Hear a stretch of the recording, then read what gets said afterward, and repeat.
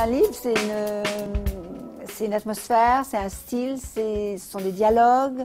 Chacun peut après imaginer ce qu'il veut, mais l'histoire, toutes les histoires ont déjà été racontées 100 000 fois, donc qu'est-ce qui fait que tout d'un coup, une histoire, vous allez adhérer? J'ai commencé par les crocodiles. Les crocodiles, c'est parce que c'est à cause d'Antoine. Tous les soirs, il essayait d'être ami avec les crocodiles. On n'essaie pas d'être ami avec un crocodile.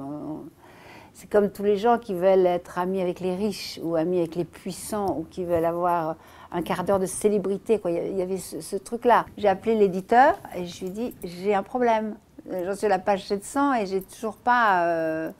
je suis loin d'avoir fini. J'ai fini une histoire principale, qui était donc l'histoire d'Iris et Joséphine sur le livre. Le fait que Iris s'était approprié le livre de sa sœur, ça c'était pratiquement fini.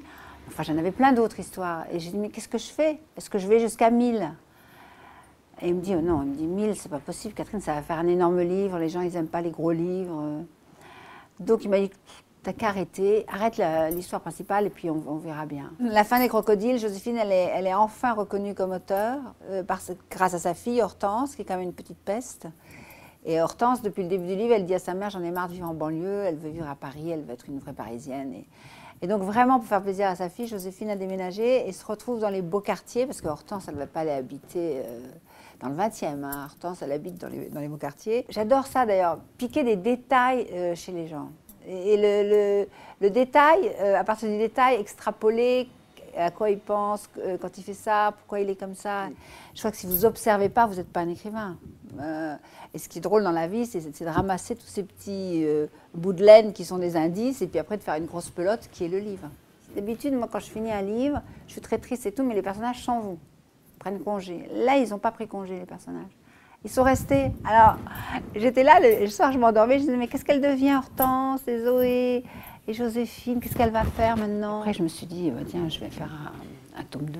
Et donc, les tortues commencent avec l'arrivée de Joséphine dans le 16e, près de la rue de Passy. Et elle ne se sent pas à l'aise dans ce quartier-là, parce que c'est pas Joséphine, ça. Et elle va à la poste, elle va chercher un colis, elle a rendez-vous avec Lucas, et puis ça ne va absolument pas se passer ce qui aurait dû se passer normalement. Et c'est là où je commence à introduire un élément de policier, un élément de suspense, de thriller. Moi aussi, parfois, je la trouve un peu nunuche. Hein. Parfois, j'ai envie de la secouer, Joséphine. Mais en même temps, je me suis attachée à elle, je l'aime beaucoup. C'est vraiment, c'est mon amie maintenant, Joséphine. Mais c'est vrai qu'on a envie qu'elle se prenne en main, qu'elle soit plus dure. Elle passe son temps à dire « je suis un zéro pointé ». Ce qui est intéressant, c'est que le succès du livre, c'est tous ces gens qui sont reconnus dans Joséphine, mais même des hommes. Je reçois des mails d'hommes qui me disent « je suis Joséphine ». Le succès de ce livre m'a vraiment... je ne m'attendais pas à une identification comme ça avec Joséphine. Je suis en train d'écrire là le tome 3, mais je pense que ce sera le dernier, parce qu'après, sinon je vais faire ça toute ma vie.